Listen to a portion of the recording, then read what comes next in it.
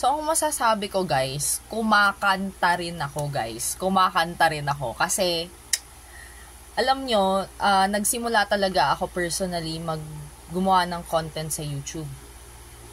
Kaso, 16 days ko lang siya ginawa. Tapos, tinamad na ako kasi ang hirap talaga mag-edit. So, minsan, naabot ako ng 4 to 5 hours to edit a content, lalo na sa aking spare time. Siyempre, nakukuha na siya lahat kasi nga, medyo perfectionist ako. So, ngayon, consistency lang ang goal ko. Pero, yun, kumakanta rin ako, guys. I've been singing since I was 5. And, I think, nasabi ko na yun sa isa sa mga reels ko. Or, sa isang wide audience prior.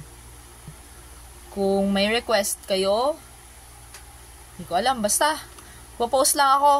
Yan, kumakanta rin ako, guys. I'm also a live streamer on a number of platforms. So, minsan, hindi ako active kasi yun yung parang naging hobby ko for the last year. But then, may consistent show ako. Yan. I think makikita niyo yan sa IG page ko. Yan. Goodbye! See ya!